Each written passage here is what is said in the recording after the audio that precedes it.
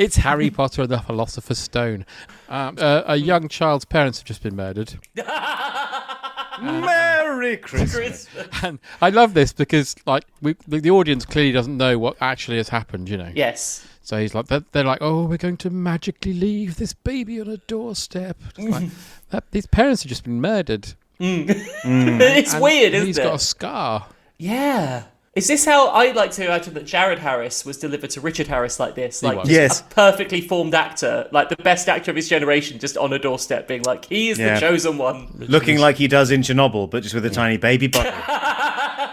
Richard, being the drinker he was like, I probably fathered this. That probably makes sense. Not the way I do it usually, but... There, Hagrid. It's not really goodbye after all.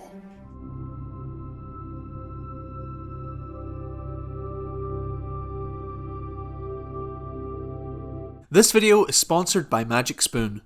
Thought your days of eating fun and flavoursome cereal were over as soon as you became old enough to read the back of the box? And realised the amount of nasty junk you were slurping by the spoonful? Well, thanks to Magic Spoon, that no longer need be the case. Magic Spoon is cereal reinvented that combines 21st century ingredients with the nostalgic rush of those retro bowlfuls you remember so well. It's like a time machine for your taste buds. Magic Spoon's health benefits are clear. 0 grams of sugar, 13 to 14 grams of protein, and only 4 to 5 net grams of carbs in each serving, with only 140 calories per serving. They're also keto-friendly, gluten-free, grain-free, soy-free, and low-carb. Your inner child and outer adult will love all the tasty, healthy, and crucially, never boring flavours Magic Spoon have on offer. Their variety pack comes with 4 delicious flavours: cocoa, fruity, frosted, and peanut butter. Peanut butter is my favourite, not just because it tastes great, but because it has this cool wee elephant on the front of the box, which I feel is pretty sharp. I've been looking for a cereal that packs a little more protein, and Magic Spoon hits just the spot. Click the link below to grab a variety pack and try it today. And be sure to use the promo code BanyaBat at checkout to get $5 off any order. Or go to magicspoon.com/BanyaBat. And Magic Spoon is so confident in their product, it's backed with a 100% happiness guarantee. So if you don't like it for any reason, they'll refund your money, no questions asked. So click the link below and use the code BanyaBat for $5 off, or go to magicspoon.com/BanyaBat to save $5 today. Thanks to Magic Spoon for sponsoring the video, and now on with the show. Like, I should say as well, like when John Rain asked me to do this, like I've never really liked Harry Potter, and if anything, when I was a kid, like I was, as you are when you're a kid, if something doesn't feel like it's your thing, you have to take against it colossally. 100%. So like various friends of mine loved Harry Potter. I thought it was dross. For no reason. I only ever saw this film and one of the later ones, can't remember which, and only read this book. As a kid, quite soon after it came out, actually, like I think before any of the sequels had emerged, and been like, yeah, it's fine, but you know. And now looking back, I think there's a lot of lovely magical stuff about it completely. But that's the perspective I'm coming from, I must say. So actually, one of the more magical things I found about this film is what you're talking about, which is a believable, normal English suburb.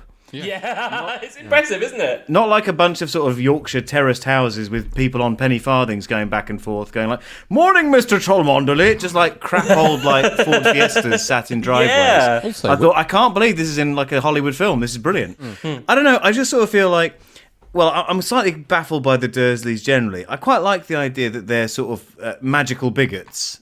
But they sort of are embarrassed and ashamed of the idea that there's like wizards in their family, and they're people that know about the world of magic, and they're ashamed that they've got anyone like that in their family.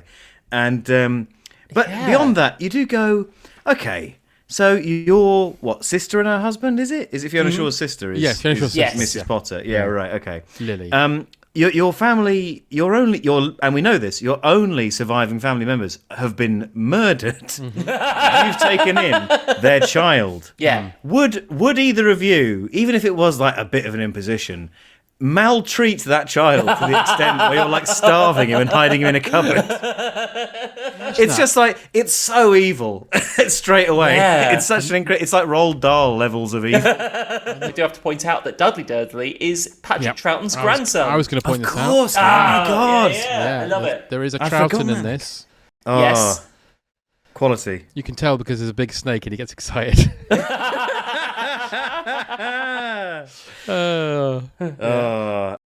So it's Dudley's birthday. Yes. And what I like about this is they've got Harry out of the downstairs, under the stairs room. And they've already started breakfast. And they're like, get out, give me my breakfast, boy. Hurry up. Bring my coffee, boy. Yes, Uncle Vernon. It's like, well, you've already started it. So he has to like fry the bacon a bit more before he gives it to him. Yeah. And then he's like, come on, boy. And it's like, you started it. You know how long it takes? You can't. I mean, obviously, he can magically make bacon, but we don't know that at this point. He doesn't know that yet either, No. But Dudley's got 36 presents, but last year he had 37. And he's angry about that, isn't he? He's really angry. Absolutely fucking He livid. said, I've got as many presents as my grandfather's got children.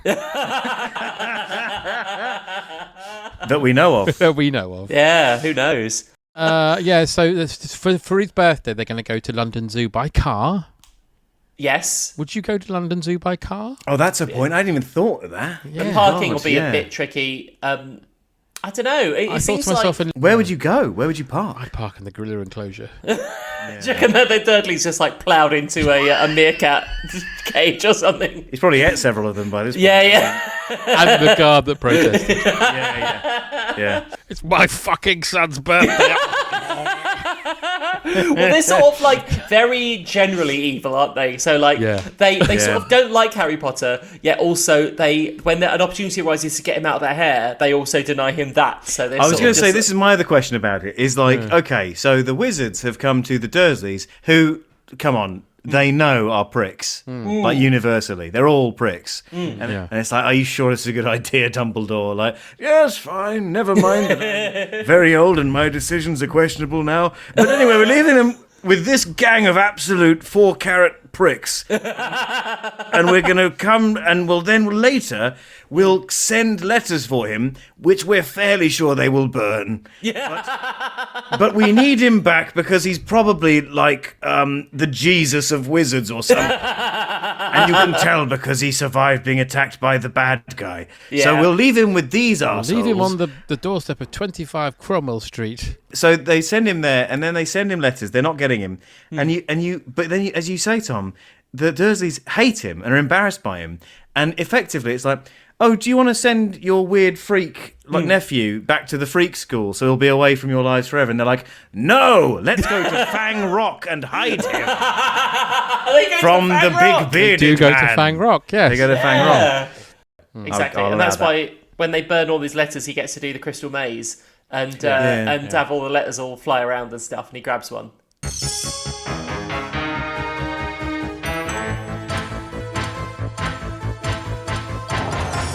And Uncle Vernon has to fucking have a nervous breakdown. I feel like he overreacts. We're going to Fang Rock. Yeah. I'm bringing a shotgun. He gets a shotgun. There's a version I've got of the Harry note Potter. here. I've got the note here. Nice to see a gun in a kid's film. Quite rare. Very rare.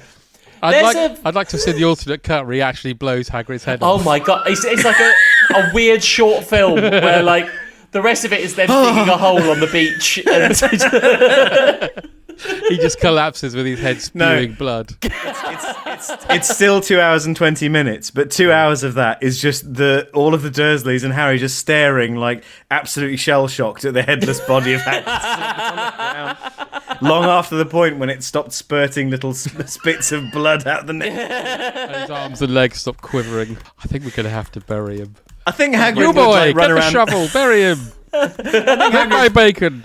Hagrid probably would run around the room a few times first, though, like a chicken, He definitely would, yeah. based on his characterization in the rest of Smashing the film. everything over, falling on Dudley and killing him. Still speaking That's so in a West Country accent somehow. Yeah. as yeah. well. And then he gives Harry his cake, and this felt like a real I've Mice and Men moment because he gives him his cake, and it says Happy, which is spelled Happe, Yep. Oh. then birthday, which is Birthdae, Harry. Oh. Harry, tell me about the rabbits again. Yes, Hagrid, give me that gun, Uncle. Got something for you. Afraid I might have sat on it at some point, but I imagine it'll taste fine just the same. Yeah. Although there's one moment from Hagrid that I thought was like incredibly insensitive, which doesn't he sort of make some little like off the cuff joke about like, oh well, your mum and dad would be pretty pleased with you, wouldn't they? And then he goes like, what are we talking about? And I thought, surely if Hagrid knows one thing, it's that Harry Potter's parents died when he was a baby. Yeah. And that's why he's there. He cuddled them to death. Yeah, he did. God damn it, massive cracker! What have you done now? Massive cracker. That's not Tom being racist, everybody. No. Get out of my house, you massive cracker. Yes. He also he fat shames Dudley. You're a bit more along than I would have expected, particularly round the middle. I'm not Harry. Which is, I mean, hey. All bodies are beautiful. That's right. But glass houses, Hagrid. Come on, mate. You must be. Yeah. That's what Dudley should have said. Yeah. You big, beautiful fat fuck. But Hagrid's like, He he's is like beautiful. 7 foot tall. Yeah. Yeah. He must weigh a ton. Like, Yeah. just in general, just as like mass, he must be pretty impressive. I love Robbie Coltrane. I'm just throwing that in. I like that he had a TV series on Discovery called Coltrane's Trains and Automobiles. Oh, nice. No, Coltrane's Planes and And Automobiles. automobiles. I thought Very it might nice. have had to be that, yeah. But no, that's lovely. I love my electric toothbrush. I like my personal computer. Where would I be without Nurse Mackenzie's patent electronic virility accelerator? So Hagrid's there and he says, "You're the greatest wizard." And then Harry says, "You told me my parents died in a car crash." And Hagrid goes, "What? Car crash? Lily and James Potter, the greatest people I've don't remember. Died in a car crash? Wow." Yeah. Blown up. You told me my parents died in a car crash. A car crash? A car crash killed Lily and James Potter? You have to say something. It's an outrage. It's a scandal. And he gets really upset about it. At which point, all the kids in the audience who know people who died in a car crash really feel shit about themselves. Be like, they would do something as fucking bullshit as dying in a fucking car crash. They're like, oh, okay, I'm sorry. I'll tell you what, only pussies die in car crashes, Harry. Hagrid turns to the camera and says, "Think!" Yeah. And that's the end of the film. Only pussies die in car crashes, Harry. That was a very unfortunate poster campaign they ran at this time. What a really Coltrane hairy just- Robbie Coltrane pointing into the camera. But it didn't say any of the rest of it. It just said "think," and everyone was going, "What does this mean?" Take that, Dave Prowse. That would make That's people right. think, won't it? Yeah. Take that, Desmond Llewellyn. Yeah. Who died in a car crash. Oh, did it? Oh, God. Well, lots of people die in car accidents. Statistically, a lot of people. Yeah. But they're all pussies, unfortunately. All pussies. to a Especially man. Desmond Llewellyn. Oh, massive pussy. John, this can't go out. It can. And it will. Oh, no. His family will understand. Dear Mr. Potter, we are pleased to inform you that you have been accepted at Hogwarts School of Witchcraft and Wizardry. He will not be going, I tell you. We swore when we took him in we'd put a stop to all this rubbish. He says he's going to the school, and Vernon's like, I'm not paying for it. And then I've written here an imaginary conversation. Vernon, why did you pay for your nephew to go to an expensive private magic school? And he'll say, because a giant man with a beard and a wand threatened to kill me. Which is what happens. It's basically true.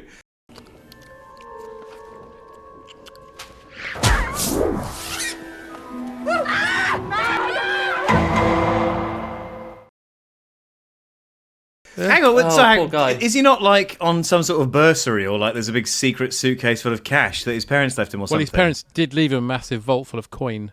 Yes. Oh, that's right, yeah. A little And so, sack wait, of coins. Vernon is trying to keep hold of that vault, We essentially. don't know. I mean, does he know about it? I mean, if he Yeah, did, it's he'd unclear. have wanted access to it, and you'd have killed Harry and claimed insurance. I feel like the Dursleys really like they went down the middle road, which is either treat him well because he might be a wizard and he has the power to kill you, Magic powers, or, yeah. or murder the child and like never worry about it again. But they went the middle way, which is treat him really badly so he has vengeance, but also has the ability to do magic. Imagine if Voldemort came back, took over the world, and then Dumbledore was like, well, Harry will come and save us. And then the Dursley's like, oh, well, I'm really sorry, but we wanted the money, so I drowned him in the bath. My bad. I'll say this now. My bad. I've done awful things in my life, but I haven't regretted anything more than that now. Because he's torturing me. I didn't regret it at all till this very moment, and now I suddenly do. Yeah. I mean, up till now, I was really happy about it, but now it's affecting me personally. Yeah. I'm annoyed. I'm annoyed with no one more than I am myself. Unless you'd rather stay, of course. And then he says to Harry, well, come on then, unless you'd rather stay. And I put, or go with the man you've just met on his magic motorbike. Harry's body was never recovered. Harry has been accepted to Hogwarts, so he takes him to Diagon Alley. It sounds like Diagonally. It does, which comes in the next film, doesn't it? Yeah. He says, I've never put that together till this second. No. Anyway, sorry, carry on. So he goes to Gringotts. Oh, dear. To get what his parents left for him, loads of money. Yeah. And Hagrid needs to get a magical item. Now, what do we think about Gringotts? Well, I'm... Well, the note I've got here is off to Gringotts to meet the Jews. Again, as I say, I'm not familiar with this world or these characters, so that may be unfair. I can see both sides of this, and I know I'm going to get cancelled now, but... Oh, no. Goblins, when you see them in films, they've always got pointy ears and pointy noses, haven't they? Yeah, no, it's true. They do, but you didn't have to put goblins in charge of the banks. That's it. It is the money hoarding, kind of long-fingered, creeping, you know... Hagrid? What exactly are these things? They're Harry. Clever as they come, but not the most friendly of beasts. Best stay close. Weirdly, another thing I'd say, though, is that in their defence, though, is that this film it's 2 hours, 20 minutes. Yeah. And in terms of the amount of story that happens in it, it doesn't deserve to be more than 90. Yeah. And the reason that it's so long, and I realise that, again, having not really ever been interested in Harry Potter and not having seen this film since I saw it in the cinema. Whoa. 20 years ago. At a child's birthday party. Yeah, exactly. 20 years, my God. And the film... and So what really struck me was what struck me was the amount of, like, magical, whimsical bollocks being, like, thrown at me through the screen. Yeah. Like, every second. Like, the structure of this film is, hello, Harry, welcome to Grabthar's, the magical ale tavern. Here's some magical shit, right? You've seen that, move on. And then you go through to the next room. It's like, oh, it's the magical back alley. Here's the troll bin collector, right? You've seen him, move on. That's the way this film is structured. Yeah. So they went, and they didn't really have time. I imagine there's also another 3 hours on the cutting room floor of other whimsical shit that they didn't. Rick Mail's on the cutting room floor. Yeah, of course. And we've never seen it. I'll tell you, no, the best fucking film I've ever been in. It's not the film, because the film, with no respect at all, the film was shit. I'll tell you why. It's so but sad. it never existed. Yeah, I it's bet never it been was released, brilliant. is it? I bet it was the best thing in the film. I bet it was. I bet you. And my agent says, "Hey Rick, you want to be in Harry Potter?" I say, "What is it a book?" She said, "It's a film." I said, "Oh, it's my favourite book. Of course I want to be in it." Never read a word. And she says, "All right, you're in it." I go, "Fucking cool. What's the money?" She said, "Well, it's all right." So I did it, and I went and I fucking did it, right? And then a month later, they say, "Rick, sorry about this. What? You're not in the film." I go, "What?" So we've cut you out of the film, but I still got the money. So that is the most exciting film I've ever been in, because I got the oodle, and I wasn't in it.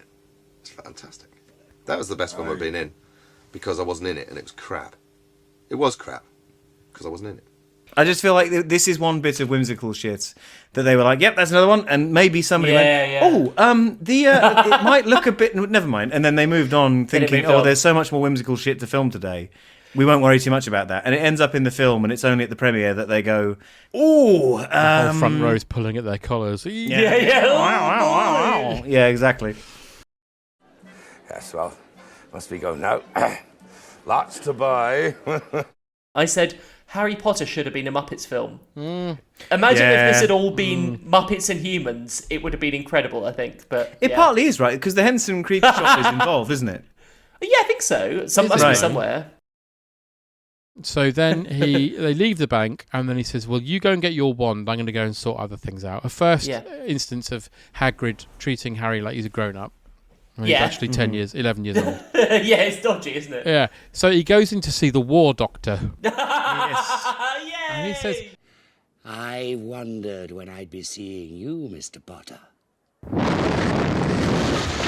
There is now a danger that has become a threat to us all. It is a deadly disease and there is no known cure. The virus can be passed during sexual intercourse with an infected person. Anyone can get it, man or woman. So far, it's been confined to small groups, but it's spreading. If you ignore it, it could be the death of you. So don't die of ignorance. And I've got just the thing for you. Maybe try this one. That one destroys the shop. Try this one. That one makes him impotent. Yeah. And then he says, "Oh, well, try another one." And he gives it to him, and then it works. It glows, and he goes, "Oh, interesting.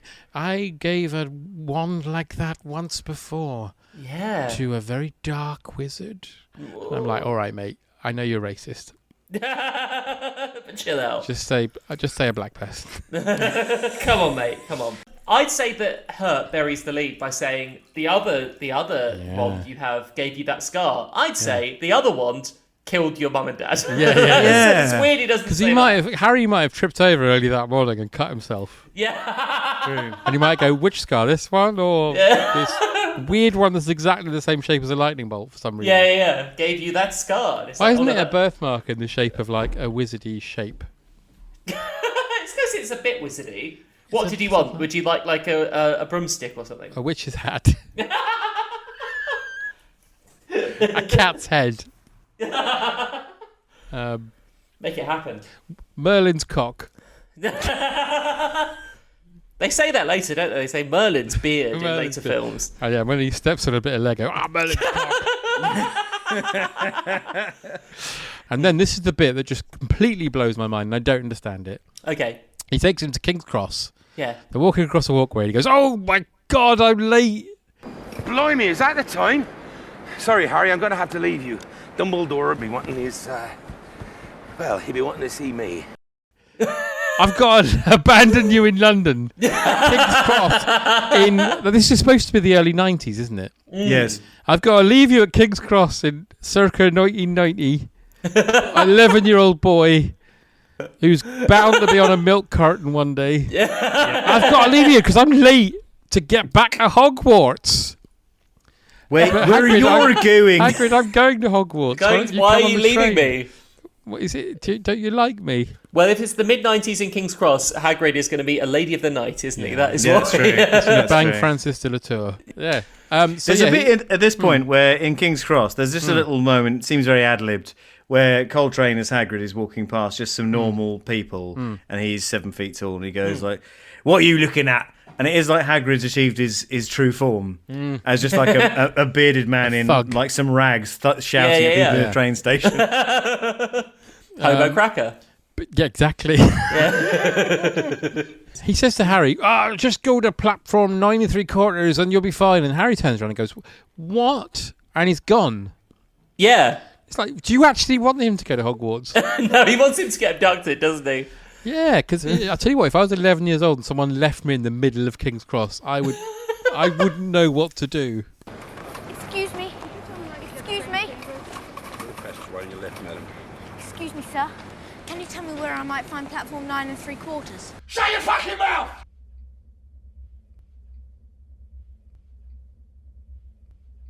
Shut the fuck up, you cunt!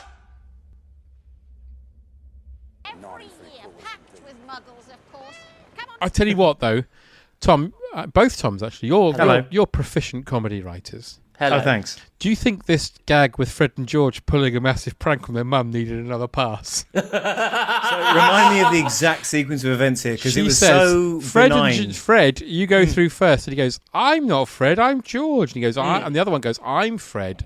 And then she goes, "Okay, then Fred, you go first." And as he's running through, he turns around and goes, "Only joking, I am George," and walks through. Oh! You thought we were different, but you were correct. Yeah, so, you're correct. psych! We're remarkably different. I think it's a problem when you meet these characters who happen to be twins for the first time, and you meet them in the middle of already doing a joke about being twins, and then you never see anything from them meaningfully for the rest of the film. There's a whole sort of theory of like set up and pay off that I think is being ignored here. Exactly. I think if there was something of like them getting into Skag. Right. With Rick Mayall cuts. Yeah. That 1995 VHS he did about not taking drugs. Oh, that's weird, that is. He made some very odd choices, didn't he? I love him. He had like a backwards Kangol cap, and he was talking about not taking drugs. I want to not know if I need a shit or a haircut. Give me acid and do it now! Yeah. So he gets on the train and we meet Ron Weasley. Yay! The one who can act. Yay! Yay. He can. He'd done Thunderpants, but this point, hadn't he? So he could actually. I think No, that Thunderpants was after this. Surely after that was this? a cash-in of Which- Let's Get Grint in another film. A film that is not talked about enough. About the premise was a small child can fart so much he can power a rocket. Yeah. And does he also have to Get like made pass these his days. driving test? Is that also That's part of it? another film he did with What? Julie Walters, I think. Oh, so they're not the same film? No. So hang on. There's not an Thunderpants about a boy who can power a rocket with his anus. Yeah. Imagine the writing session where someone goes, we could have a subplot where one of them's trying to pass his driving test. Yeah. What, do you think that would detract from the powerful anus? No, I don't think so. I think that's where you start. You start from him being like, "Oh, driving's hard, isn't it?" And then he realises, well, So you know, you're maybe I'm saying not good that- at this thing. I am good at powering this rocket with the enormous eruptions. Well, it of wasn't gas even him out powering the of my rocket with his rectum. arse. It was another kid. Oh, was it? He was the geeky Oh God, scientist. yeah, you're right. It was. Yeah. Yeah. What more do you need? That is a elevator pitch if ever I heard one. Here's Ron from Harry Potter in literally anything. The thing is, funnily enough, off the back of that, if you'd have been around in the glorious days of 2002, Ron gets a film out. You're like, well, he's obviously going to be the star out of these three, isn't he? Because he's got a film out, and now he's got his own ice cream van. Is that right? Yeah, he bought an ice cream van. Well, the thing is, the three kids in this will never need to work ever again. They just choose to.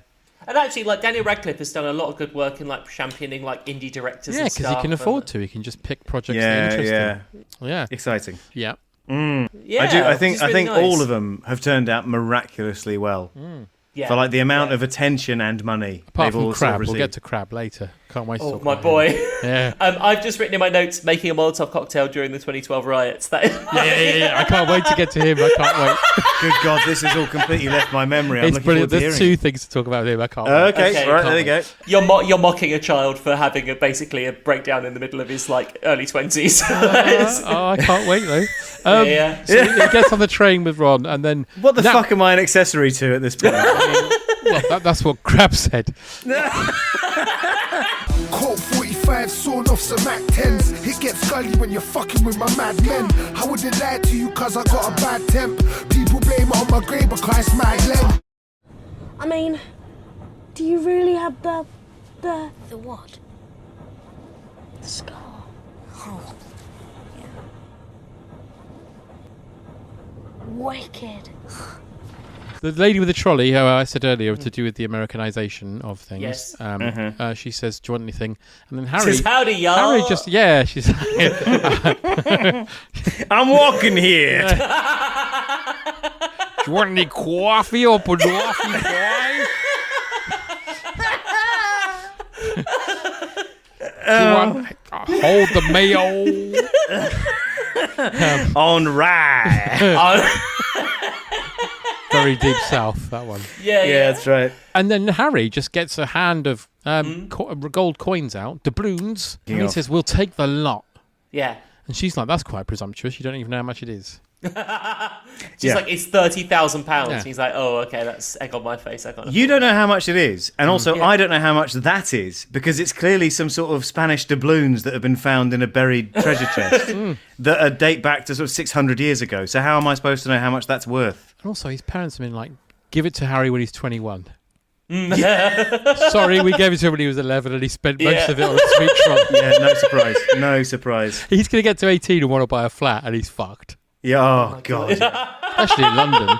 Imagine. Definitely. Even in those magic houses that like are hidden or something, you won't be able to do it. Dumbledore, but that's not he's the ghost of Dumbledore. That's not a problem, Harry, because you've got all that gold in your vault. I spent it on a sweet trolley. You fucking idiot. In film 1. Yeah. Yeah. Oh, I assumed you did that in Deathly Hallows 1. No, I did it in Order, the Philosopher's Stone. So first of all, there's the idea that when you get a card from your chocolate frog, I need to know about the chocolate frog. So you get a little image of Dumbledore. And then he goes, oh, he's gone. He says, but you can't expect him to hang around forever. Does that mean Dumbledore has like an alarm that is like, some kid has bought a chocolate frog, you need to appear in their Ron says he's got 6. So does he have to appear in every one? I think he has. He must be like Michael You McIntyre. can't expect him to hang around all day. Yeah. If Dumbledore is having a shit and someone says, oh, kid's just bought a chocolate frog, do you have to see Dumbledore squatting over a... Just being like, hey kid, thanks for buying the chocolate frog. I've got a note from around here at this point in the film which says, in the next 5 years, Amazon Prime is going to reboot this as a 10-hour series, and it's going to be absolutely interminable. I don't think this is the last we've heard of it. We have to get to Hogwarts because Harry then encounters Draco Malfoy, who introduces Crabbe and Goyle. So we're legally accurate. I'll tell you what Wikipedia says. Yes, please do. Please do. 7th of October 2009, him and a Crabbe and a friend, obviously Goyle, were pulled over by police. Pulled over by police, and the officer searched the vehicle and found a knife and 8 bags of cannabis. Oh no! And then, meanwhile, Malfoy has magicked himself away. It's like, oh no, come back! He's immediately abandoned them. And then in 2011, he was arrested for his participation in the August London riots. Oh god! He had, as you say, a Molotov cocktail while looting a chemist in Chalk Farm. Oh no! And then he was also charged for growing cannabis after police found 15 plants in a search of his home. Oh, and in dear. 2012, he was sentenced to 2 years in prison. Not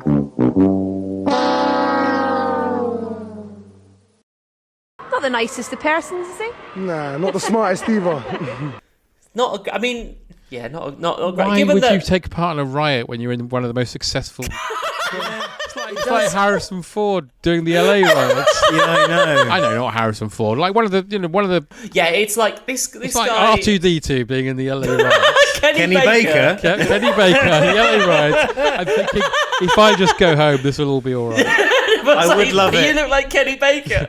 I don't want to scare anyone, but I just saw Crabbe from Harry Potter throwing a Molotov cocktail. Yeah. Good God. I would love it if in Do the Right Thing you could see Kenny Baker just flinging a bin through a window. Because Spike Lee went, oh, actually, It'd be better if he was in the bin.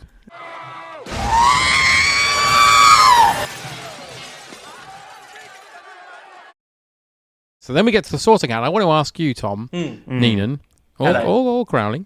Okay. Was the sorting hat formerly a wizard that likes sitting on children's heads and guessing? Well, it's played by Leslie Phillips, so I mean that is a question for the... Who is still alive, who is still going strong. Oh my God, yeah, he is. He's 97 years old, and he's still going strong, and his voice is incredible. And he's got a Bond connection.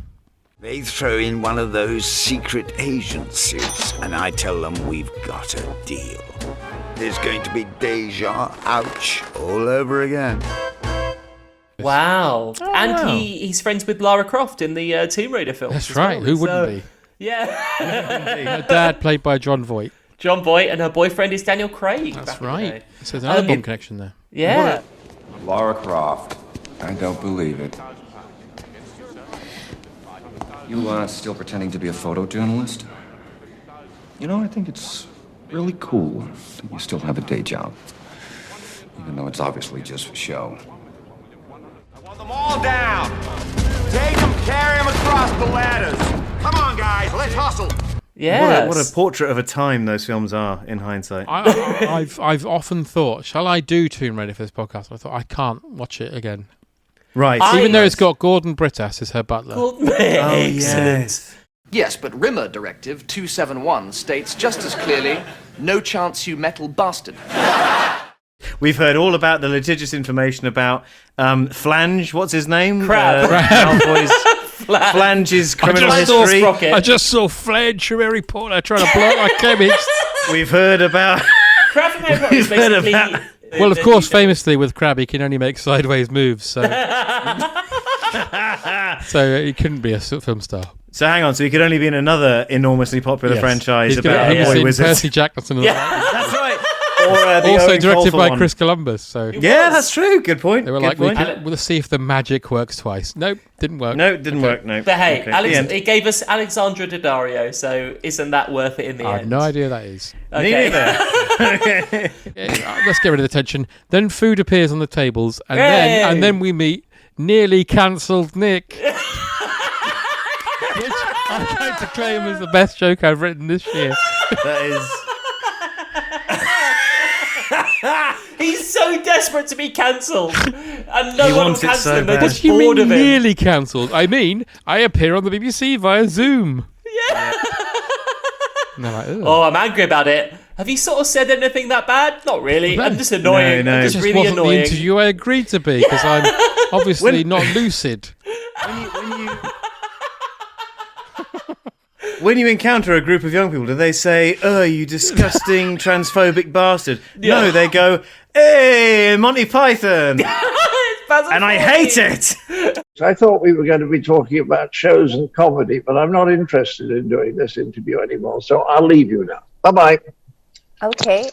But he's the worst character. Him and those ghosts, I hate them so much because I kept thinking about, wind the clock forward to the Battle of Hogwarts. Yeah. Not one of those fuckers is around to take on anybody, No, are they? Cleese doesn't turn up, does he? You want it like Lord of the Rings, where it's like the end, the battle's turning, and then nearly cancelled Nick turns up and says, I didn't agree to be in this battle. I'm leaving. And then you get that little weird monk who comes out the floor going, ooh, I'm funny. Ooh. Oh, yeah. Get Meanwhile, fucked. Ron is double fisting chicken legs like he's on Hot Ones. Oh, yeah. Which is quite fun. He looks like young Henry VIII. There you go. Anyway, so Dumbledore, so they do the sorting hat, everybody gets Yeah. into where you expect them to go, even though there's a bit of weird tension for no reason. When he gets on Harry's head, he's like, ooh. I don't know what's going on there. I think his gets way genitals too are much under that hat. You're thinking you might go into Slytherin. Oh. No, it's Gryffindor. Hey! Yeah. The And two then- most diametrically opposed houses. Yeah, exactly. But Yeah. sure. Also, sorting hat. He goes on to Malfoy's head and he's like, "Oh, Slytherin," and I've written here, "Smells a Tory a mile off." Yeah. In you go. This is how you get to be a Tory, of course. That's right. Yeah, you get Except sorted. Boris is happen? on your head. What would happen if you fucked the sorting hat? Would it put your penis? Gryffindor! Oh, just imagining it all coming out of its nostrils. Yeah. I don't like that. No. Yeah, so... Your adventures of Harry Potter continue in the slime chamber. Now, Ron, the slime chamber will take care of you. Ah, I've been slimed. Try my red slime. Ah. Lumos, slime is more powerful in the dark, Malfoy. Next time, the slime chamber will get you. Definitely. I'd like we're to- about to meet yeah. as well because Oh, they're yeah. about to go up the steps. Mhm. And they're about to see the first moving portrait. Now, I've got a question about this. Yeah. Okay, I'm going to ask you both this, and I'll read it out verbatim. Do the paintings have to be put through a rigorous program to ensure that none of them are registered sex offenders? They are all... You could walk past the corridor at night, and one of them could be like, "Oh, wait, look at this." That could happen. It's a special art CRB check you have to go through. This is where- This is the bit of the film where I've got in my notes a Gatling gun of whimsical shit being blasted into my face. You get the witch from Simon and the Witch. That's fun. Yes, exactly. She's not going to do anything dodgy. No. But there's a couple of paintings where they're like, Elizabeth Spriggs. "Wait, look at this." And then, Well, a lot then of- the a lot teacher of- will come along and go, "What?" And they'll point, and the painter will be like, "I wasn't doing anything." Who They're are like, you going to believe? This new kid or this painting that's been here 30 years? You could say the same about any of the teachers, though. Yeah, it's true. Right? Seamus blows himself up a lot. Now, I feel like this is another Right. bit of racism.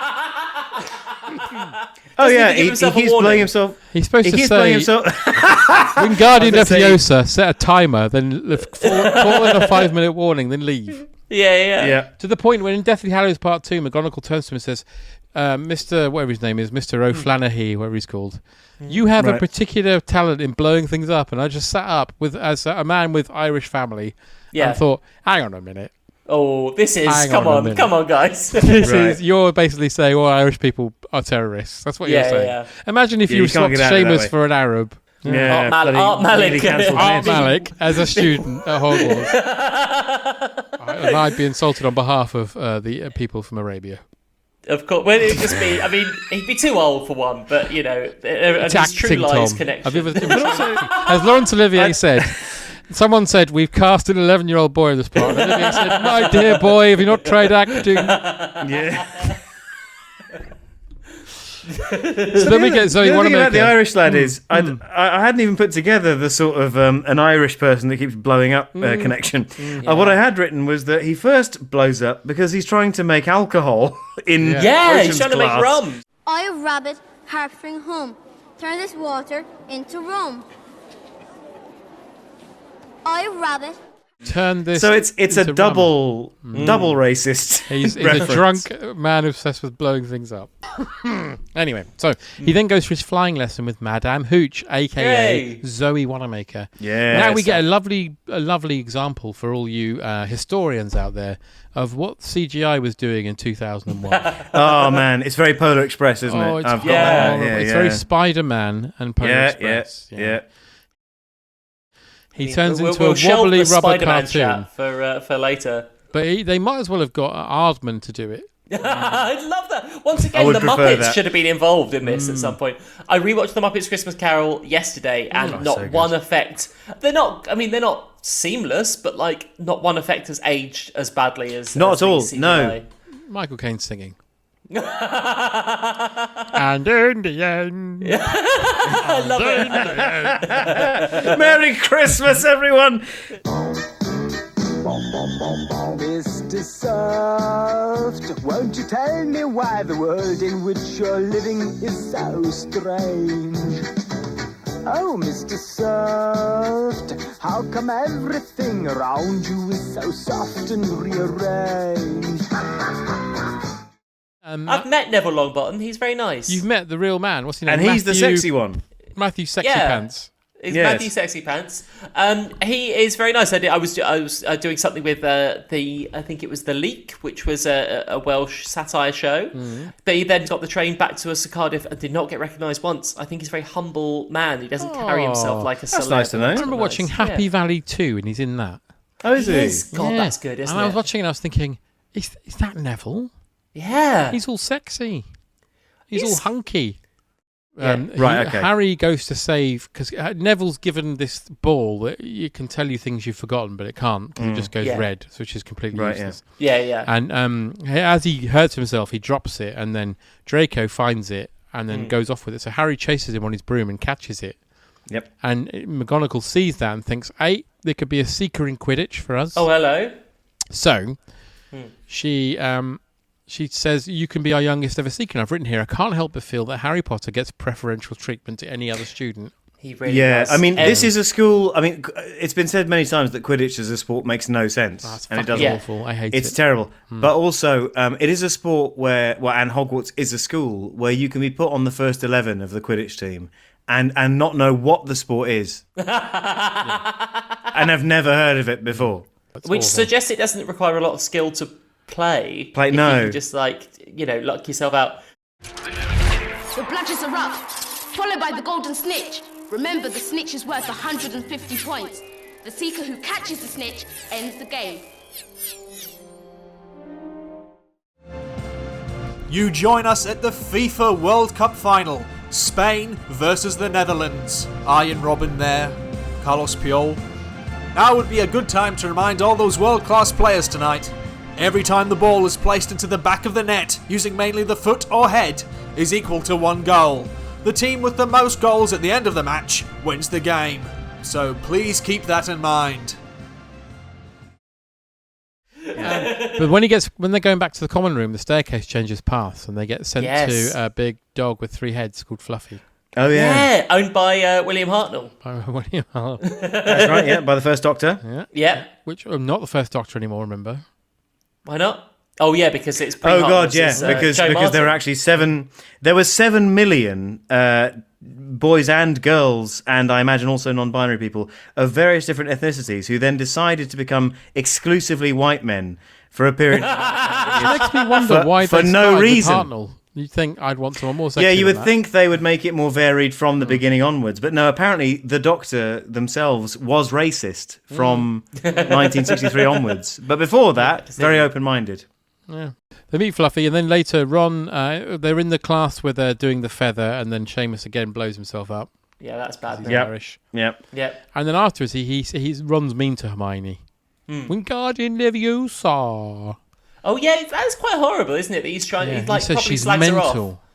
that you get cancelled for that now. Insensitive, yeah. Yeah. I think we that should... feels a bit like the I'm walking on the pavement moment of the script as well, though. Like going, we've only made a quid. You know that. Yeah. It's like, overselling. You are a mentalist. Yeah. Do you know what I mean? It's that kind of moment. Yeah.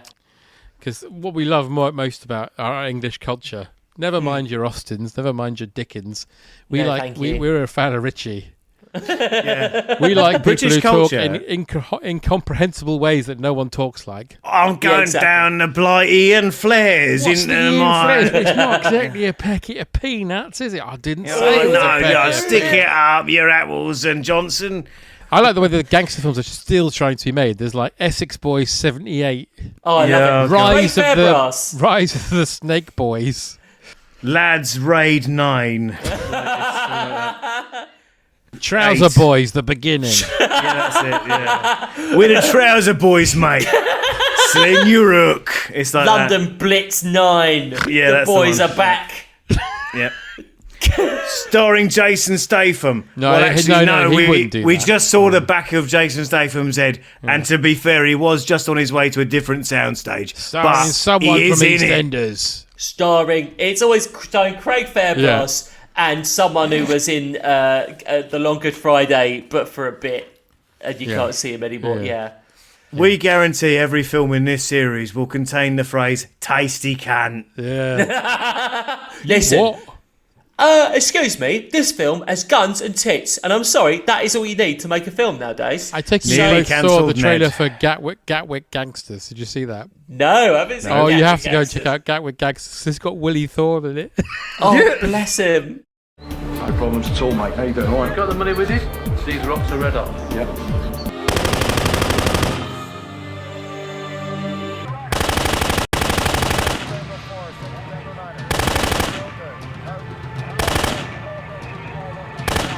Your Highness, the deal I'm looking for, I want to give you £100 million cash for your Black Mountain Bank. Fucking years! All these years you now wipe me out! Happy birthday, Larry. I can hear champagne. This is my deal now. Your days are over. You're an has-been. You always will be. I'm dead! I can hear typing. Oh, yeah. Gatwick Gangster. There it is. Oh, I've seen the poster. I've definitely seen the poster. There it is. Thorne as a Oh, and it's got Gary Bushell. Gary Bushell. The actor, the famous actor, Gary Bushell. The famous actor from The Sun, Gary Bushell.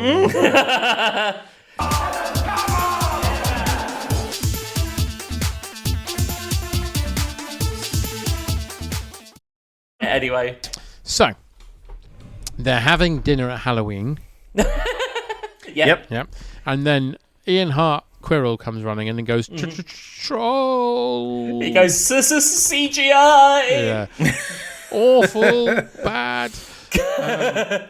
And so everyone panics. 2001. And Richard Harris has to stand up and go, calm down. And then he's sick because he's just standing up.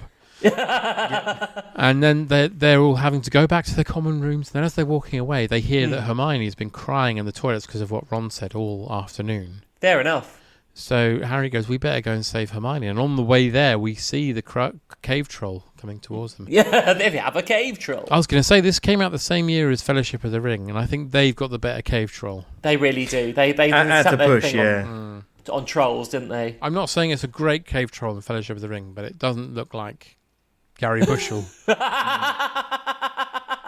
It actually looks like, when someone does that, this is what Homer Simpson would look like if he were real. Yeah. It looks really like that. does. Yeah. So disturbing. Sort of a bit like Shaun Ryder as well. Yeah. Well, that's a fucking lovely pair of shoes, that. Yeah. I've seen any fucking UFOs.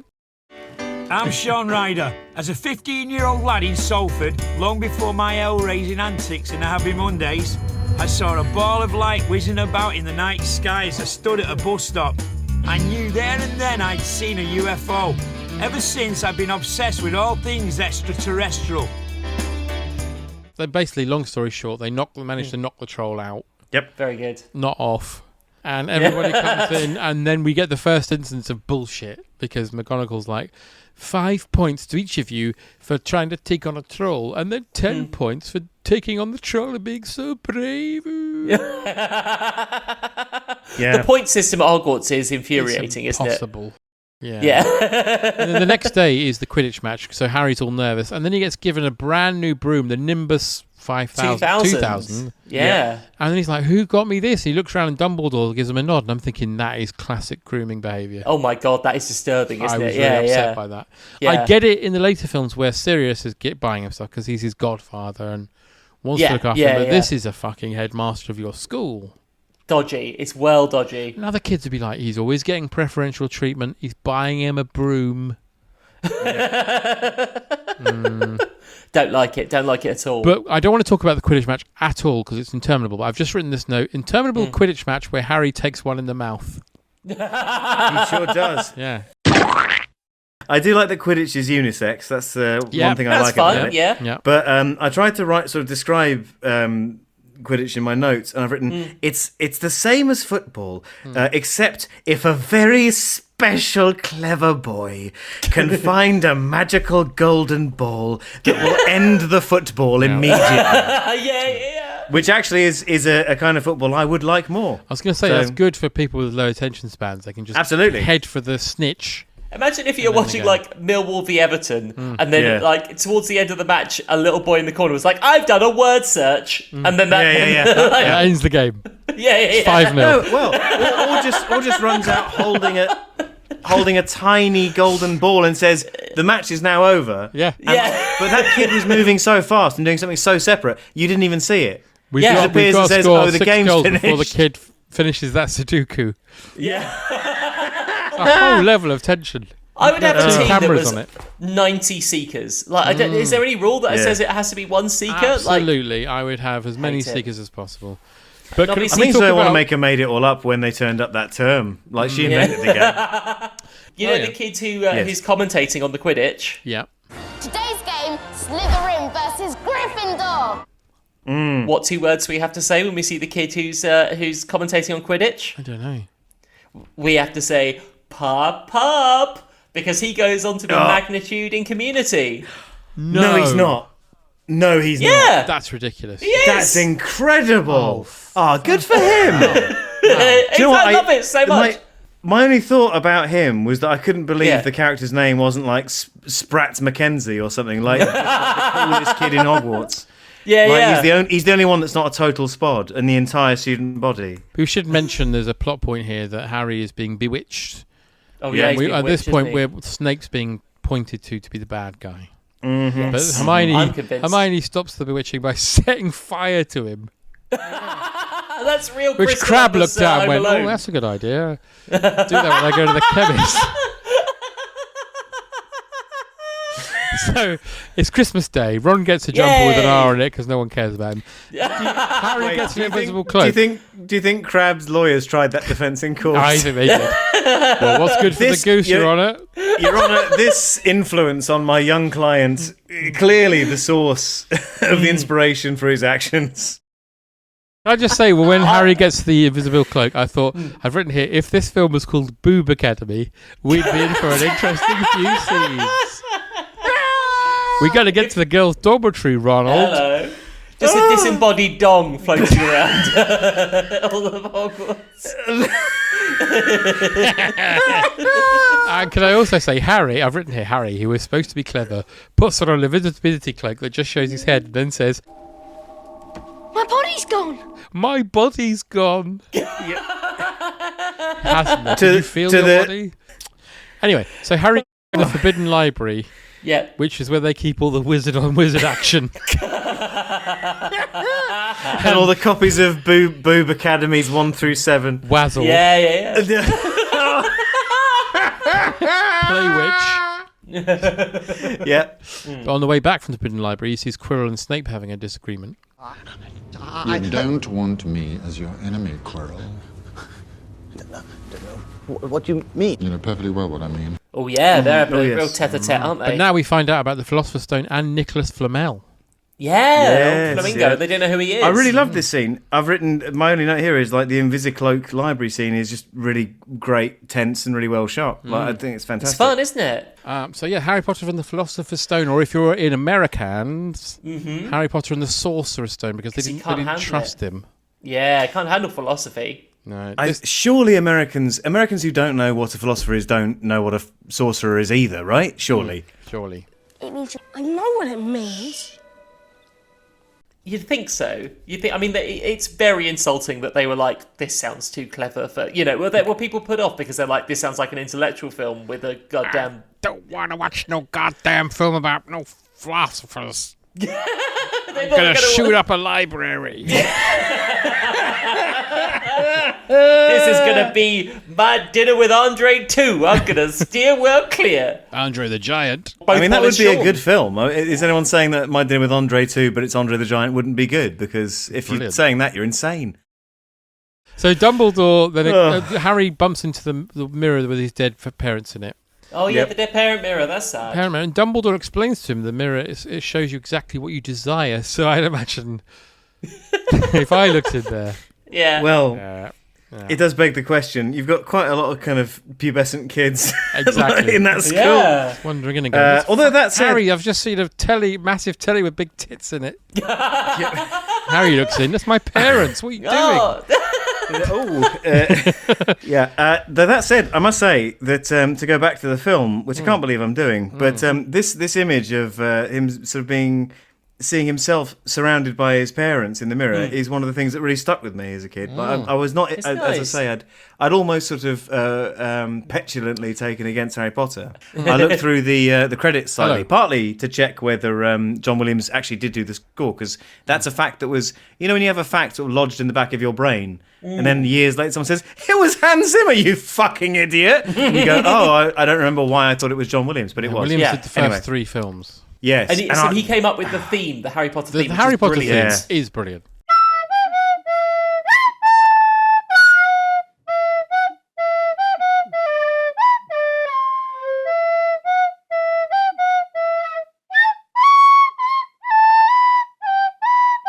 It's a fucking banger, absolute belter from Williams. Like it's another complete smash. And how old was he when he scored this? He must. Well, it's 20 years ago, and he's nearly 90 now. So he's in his late 60s. My god.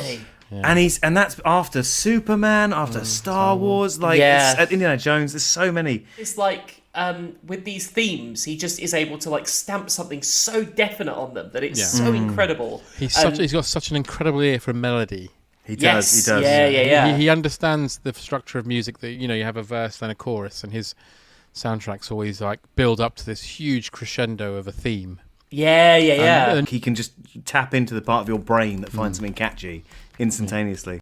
Anyway, they go and see Hagrid, who has a dragon egg. That's fun. Yeah, called Norbert. Nice. He uses that. It's a bit like in Game of Thrones, where whenever he's being sort of violently taken from behind by the Khaleesi or by the Carl, he just looks at the dragon egg and that gives him strength. That gives him strength. And then he burns down Hogwarts and walks out naked at the end. For a minute, I wasn't with you. I'm not sure Hagrid is in Game of Thrones. I mean, I've not seen it, but I'm pretty sure. He wrote season 7 because he can't spell. And he has no idea how to put a story together. Now, Hagrid, they're trying to give Hagrid a catchphrase in this film, which doesn't carry on to the other films, which is, I shouldn't have said that. Shouldn't have said that. No more questions. I shouldn't have told you that. I should not have told you that. I shouldn't have told you that. I shouldn't have said that. I should not have said that. Oh, yeah. So he's like, glad you guys are just about to have a wank. I shouldn't have said that. Oh, I should not have said that. Here's a flannel to clean your face. I came on that earlier. I should not have said that. Ron, shift over, will you? You're on my giant tower of copies of Granny Fuckers Monthly. I should not have said that. But inexplicably, he keeps his job, and that's what I'm saying about that institution. All I'm saying is, Britain is a white country. No, I shouldn't have said that. And then just out of shot, there's nearly cancelled Nick going, I should have thought to say that. Nearly. Oh no, I'm dangerous. And then he runs off through the wall. I'm a provocateur. I love Nearly Cancelled, Nick. Because there's so many things you mustn't say. I was thinking of all the words that I'm not supposed to say today. And, you can get in trouble for saying banana now. So, but when they're in the hut, they see a head poking out. Yeah. And it's Malfoy who's going to run off and grasp them up, and he does. Oh, no. Yes. So then they're all punished, but also Malfoy is also punished for being out of school grounds at night as well. Gutted. Imagine if that had been the same thing with Crabbe, where it'd been like, Malfoy, you are equally to blame for this. I wasn't even in London. I don't care. You're his best friend. Yeah. You magicked that Molotov. I didn't. I was in Los Angeles. I was making Dawn of the Planet of the Apes. Take your stinking paw off me, you damn dirty ape! No! If only Crabbe had said no, hey? Yeah. He'd still be in Just this say film. no. Just say no, Crabbe. Just say. Maybe my TV at home is fine. Don't need another one. And that anyway, chemist, they do a good job. Yeah, definitely. But Harry sees Voldemort eating a unicorn. So, and I put Voldemort is weak and is sucking off unicorns just like Dirk Diggler when he had a drug habit. And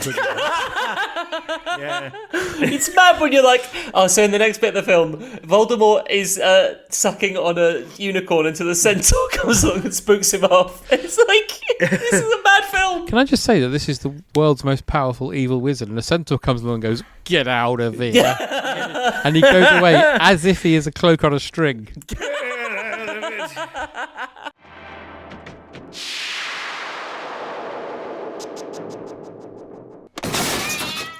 And then I've got Harry sees the cloaked man and feels his wound ache.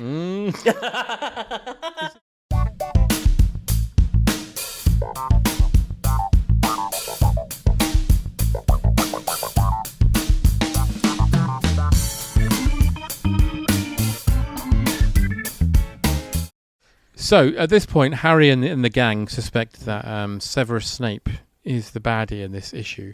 Because they saw him with a bad leg. In Die Hard. Out of a big building. Yeah. So then Hagrid accidentally reveals, the only thing that will keep Fluffy asleep, of course, is music. Oh, I shouldn't have said that. The only thing that I never wear pants when there's anyone in this room. Oh, I shouldn't have said that.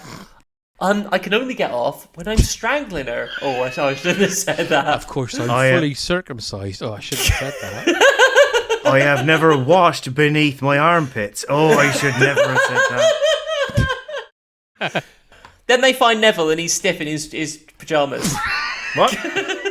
Well, I've put here, they decided they're going to go and stop the Snape. And then I've put Neville tries to stop them, but Hermione murders him. It's horrible, isn't it? Yeah. It's really horrible. He's dead. As you say, he goes stiff in his pyjamas, which I've heard is a thing when you're sharing a dormitory with boys. And he dies. And then they get to Fluffy, who's asleep. Someone's enchanted a harp. So he's all snoozing. Yeah, and so they go in and they go in and this the is dog where it wakes goes up. A bit Last Crusade, isn't it? Where there's like different rooms and they've got to go through all the rooms. There is a deadly plant called Devil's Snare, which seems to, if you don't move, it helps you to the ground. Yes. Then there's a room filled with aggressive keys. Yeah. Which is awful. And then a giant chess game, which to my eyes, you could just walk through. No need to get on the chess pieces at all, really. No need. Yeah. But they drag 20 minutes out of this chess bit.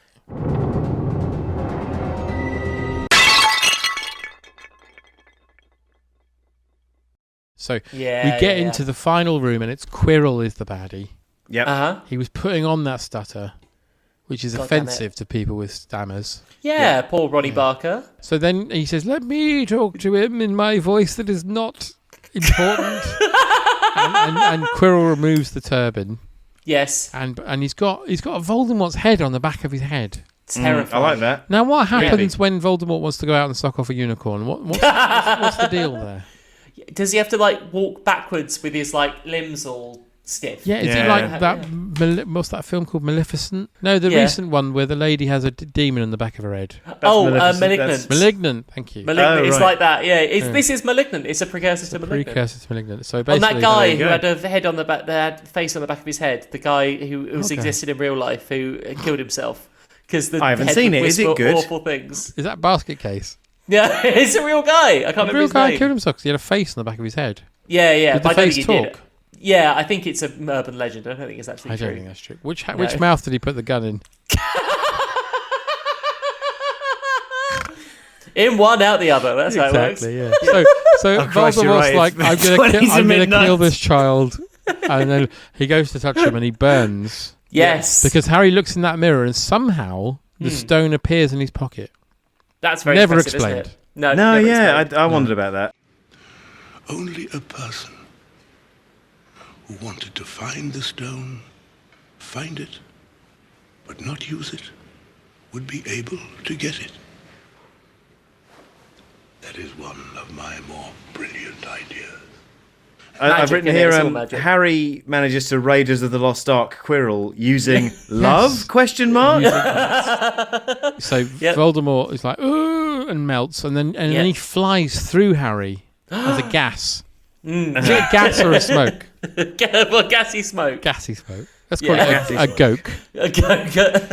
He flies through Harry, knocking Harry unconscious. And then he wakes up in the infirmary, and we get the first instance of Dumbledore sitting on his bed saying... Oh, no.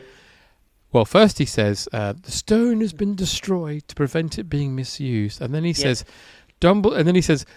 whatever happened in the dungeon with Quirrell is a complete secret. Just don't mention it to parents or anyone who has access to legal... Like, what did happen with Quirrell? I don't remember anything like that. There's an Ofsted inspection next week, so let's not talk about it. I'd like the Ofsted inspection because they'd have to hide people like nearly cancelled Nick in a cupboard. But there's too much whimsical shit being shot at you, so it really is like you've got to... Too much. There's the fucking Hitler duck wandering the corridors. That's right. Basically, the last time Harry Potter woke up in a hospital bed and someone said, we've destroyed the stone, it was because he wasn't eating enough vegetables. That is the... So kidney stones. Drink some more water. I liked it. Right. So then Harry, Ron and Hermione are given... Well, we get to the Great Hall and it's like, Slytherin this year for the House Cup. They are given 600 points. Gryffindor, 300 points. And it's like, and then he goes, but... Harry, Ron and Hermione get 299 points. And everyone's like, well, Slytherin have still won. And he goes, but Neville tried to stop them and they murdered him. So he gets 10 points and Gryffindor win the House Cup. It takes a great deal of bravery to stand up to your enemies, but a great deal more to stand up to your friends. I award 10 points to Neville Longbottom.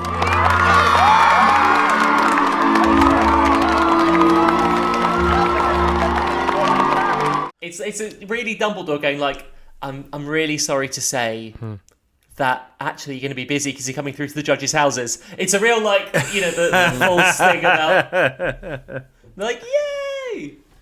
And then that's the end of Harry Potter and the Philosopher's Stone. The fact that one of the Harry Potters ends on a freeze frame of like the weirdest shots. The third one when he's riding his broom, he's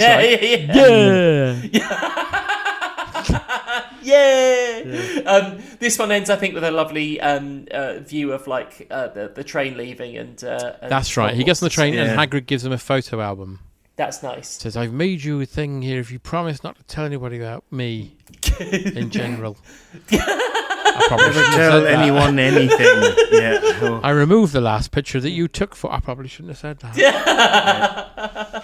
The one I accidentally took of you in the bath. I probably shouldn't have said that. My summary of this film was... it's very like the Edinburgh Fringe, isn't it? Because it's about some posh kids who go from their home in London up to Edinburgh, where they exercise the skills that they had already developed to try and win the approval of some gatekeepers who had already decided who they liked before the game began.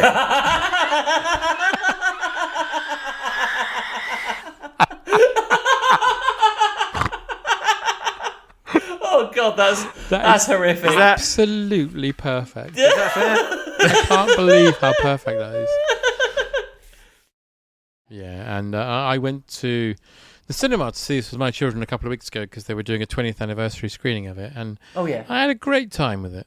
Oh, good. It's still a great little film, and it's still magical, and it's got I think it's the last instance of that kind of Spielbergian magic Before they started captured on film. Before they started sort of trying to ostentatiously recapture Amblin magic and make it quite cynical. And before everyone got cynical, every film now is cynical. That's we were right. talking about what's not right is that we've never seen a deleted scene with Rick Mayall as Peeves. That just feels wrong. Oh, how can that not have been saved by anyone? That's astonishing. Yeah, when he says that he was being disruptive. I got sent off the set because every time I tried to do a bit of acting, all the lads who were playing school kids, they kept getting the giggles, they kept corpsing, so they threw me off. I love it. But you want that, right? That's why you hire Rick Mayall. Yeah. He's supposed to be He's a like cheeky Drop Dead poltergeist. That's right. I'd love Rick Mayall now to be a cheeky poltergeist to my house. Now he's dead. That's true. Yeah, it'd be so comforting to know he's there causing mayhem. It's just made me feel sad now. Can I just say, if you're still listening to this podcast at this point, thank you. Well done, you. Thank Christ. For like 110 minutes. Can I say what's wrong with you if you're still listening to this? I'm sorry you're having such an awful Christmas. Yeah. If you're doing long road trips home, God bless you. Yeah. The number for the Samaritans is, and John, can you drop in the actual number for the Samaritans? 0898 50 50 50.